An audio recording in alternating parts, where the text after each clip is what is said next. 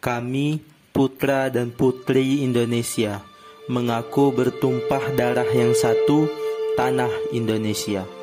Kami, putra dan putri Indonesia, mengaku berbangsa yang satu, bangsa Indonesia. Kami, putra dan putri Indonesia, menjunjung bahasa persatuan, bahasa Indonesia. Meski terbaca sederhana, namun ada makna mendalam di setiap kata yang dituliskan. Itulah Sumpah Pemuda. Sumpah Pemuda merupakan curahan hati, sikap, dan semangat para putra dan putri terbaik bangsa untuk kemerdekaan Indonesia. Sumpah Pemuda lahir dari pemikiran para generasi muda yang berpikir bahwa perjuangan menuju kemerdekaan tidak lagi menggunakan otot dan kekuatan, melainkan menggunakan kepala dan intelektual mereka sebagai manusia.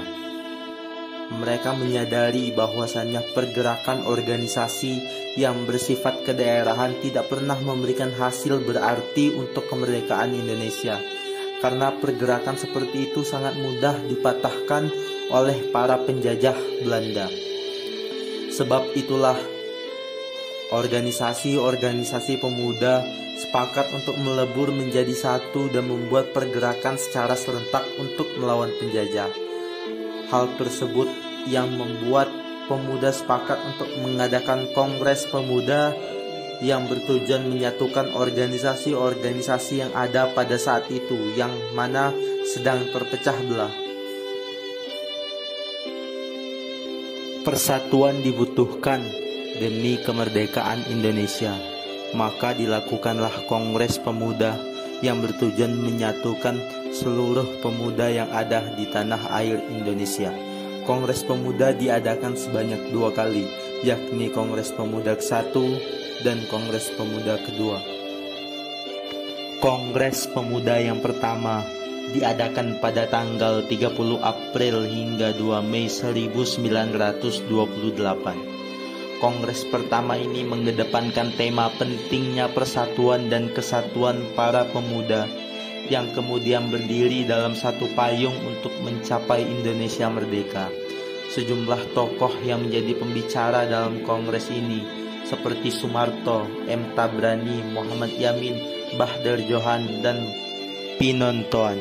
Meski terbentuk kesepakatan untuk menerima dan mengakui cita-cita persatuan Indonesia, badan untuk mewadahi semua organisasi pemuda saat itu masih gagal terbentuk.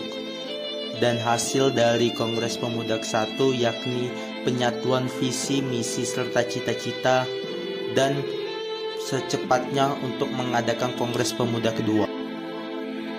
Pada Kongres Pemuda kedua yang dilakukan pada tanggal 27 sampai 28 Oktober 1928.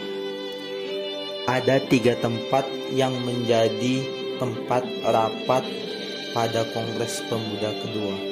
Yang pertama dilakukan di Gedung Katolike Jonglinengen Bonn yang sekarang dikenal dengan Lapangan Banteng.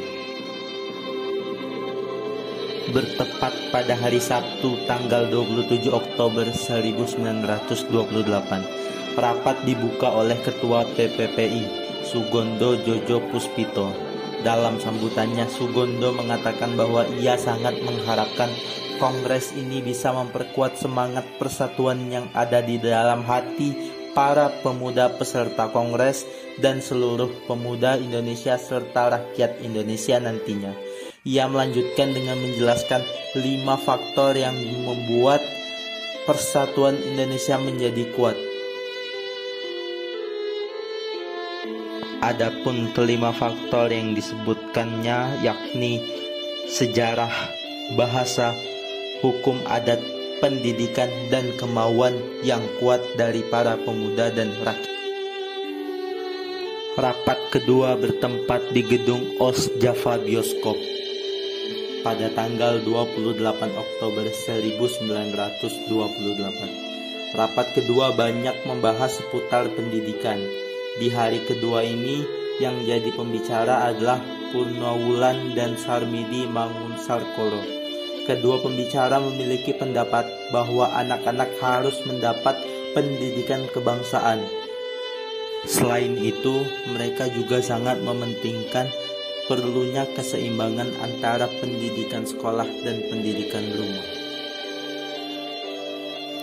Dan di hari yang sama, rapat ketiga berlangsung di gedung Indonesce Klub Gebov, yang mana pada saat itu Sunario yang menjadi pembicara memberikan penjelasan akan pentingnya nasionalisme dan demokrasi mengiringi gerakan kepanduan.